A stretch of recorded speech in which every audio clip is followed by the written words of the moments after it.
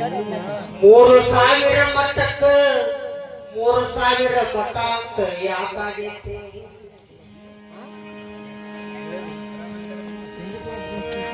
ನಾ ಹೇಳಿದಂತ ಉತ್ತರ ಕರೆಯೈತಿ ಮಾಸ್ತರ.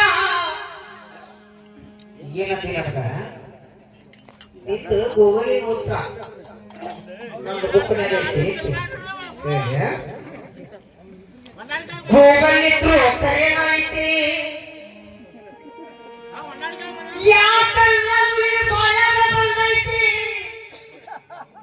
ಏನಂತ ಕರೆಯೈತಿ. ಒಳ್ಳೆ ಅಲ್ಲಿಂದ ಅವ್ರ ಎಲ್ಲಿ ಹೊಂಟಿದ್ರ ನಿನಗ ಆಗಲೇ ಹೇಳಿಲ್ಲ ಏನಂತ ಅವರು ಉಳಿವಿ ಕ್ಷೇತ್ರ ಹೊಂಟಿದ್ರಪ್ಪ ಅಂತ.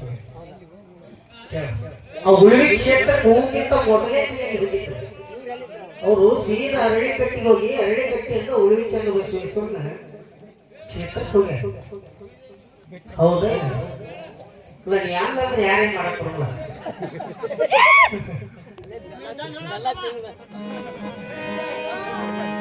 ಮತ್ತಿನ್ನು ಅಂದ ಏನಂತೆ ಅಂದ್ರ ಮಾಸ್ತರ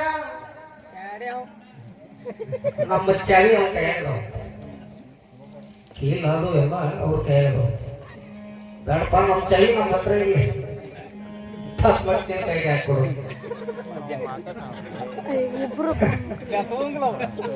ಓ ಸಣ್ಣವರ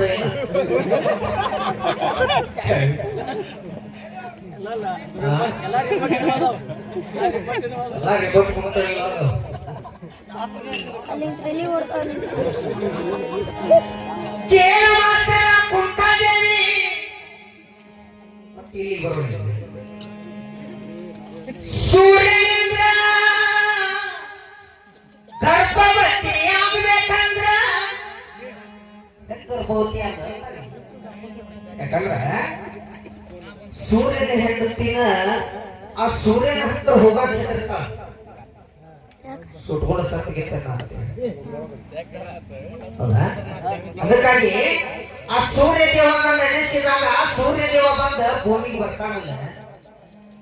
ಬಂದ ನಂತರ ಆ ಸೂರ್ಯ ದೇವ ಕುಂತಾ ದೇವಿಗೆ ಮಂತ್ರ ಪಠನೆ ಮಾಡುವಾಗ ಎಷ್ಟು ದೂರ ನಿಂತು ಮಾಡಿದ್ದ.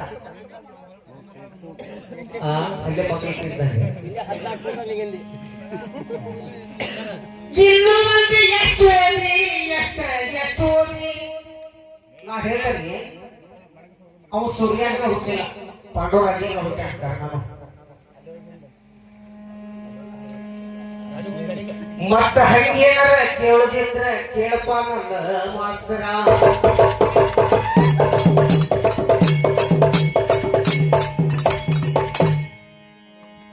ಹಂಗ ನಮ್ಮ ಸವಾಲಿನ ಉತ್ತರ ದೇವಾದಿ ದೇವನಾದ ಧರ್ಮ ಪುರುಷನು. ಇದೇ ನಮ್ಮ ಸವಾಲಿನ ಉತ್ತರ. ಕಿವಿಗೂ ಏನಾಗ್ತದ ನಾನು ಅದೇ ರೀತಿ ನಮ್ಮ ಸವಾಲಿಗೆ ಮಾಸ್ತರ ಮಕ್ಕಳ ವಿರಹ ಶೋಕವು ಯಾರಿಗೆ ತಪ್ಪುವುದಿಲ್ಲ. ಸರಿ ಗುರುಗಳು ಹೋಗ್ತಾರೆ.